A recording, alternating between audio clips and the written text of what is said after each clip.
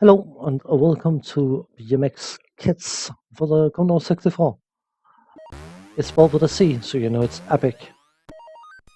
A game that was released by Firebird, and the objective of the game is to ride through different tracks and meet certain requirements.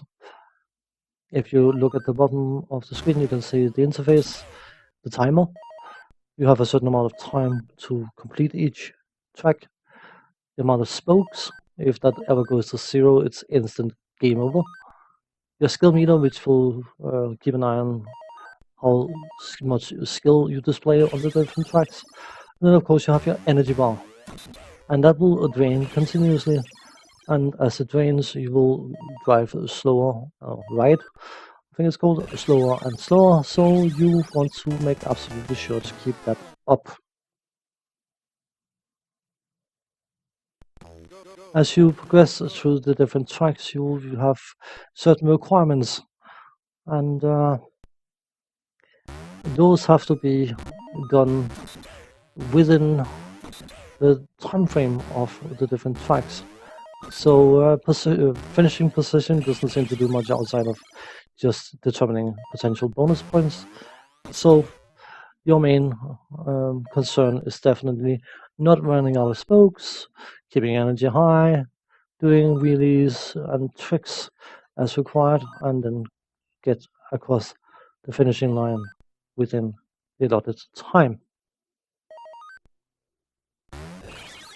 There's a massive jingle thing playing once you have done an actual trick, but I don't know whether it's just me sucking, but I failed to get the combination of doing a wheelie and a trick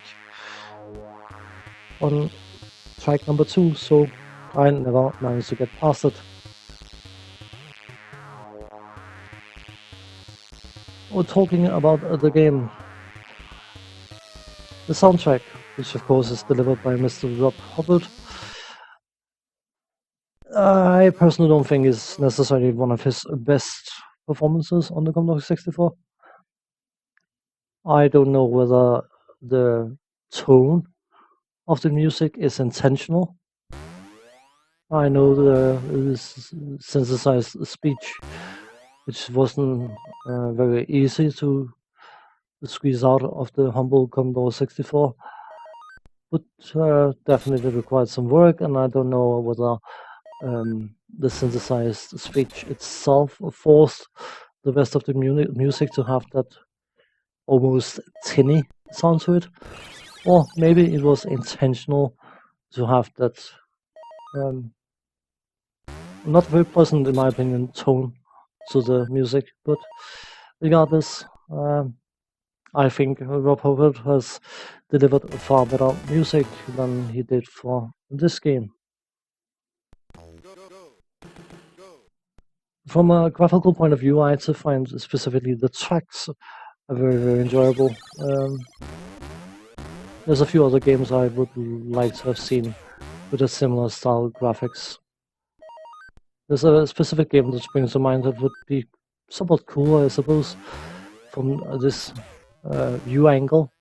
A game I will be covering at one point or another. It's unavoidable to cover that game, you just have to.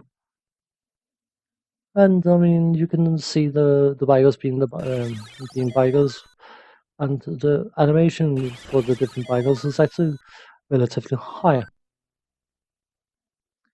When I played this game when I was quite a bit younger than I am now, I was quite enamored by the graphics and the sound, I suppose. But many games down the line, eh, it doesn't stand out. It's not bad, but there's not necessarily anything special about it. The gameplay, if you fail to do what you expected to do, it's instant game over, no extra lives, no retries, no nothing. The fact that beyond the jingle, there's no other indication of whether you have actually fulfilled the requirements. It would be nice to have some sort of marker saying wheelies and tricks, so you could see how many you had left to do. Perhaps asking a bit too much of a game of this age, but some sort of extra confirmation would have been appreciated, I think it's called. But all in all,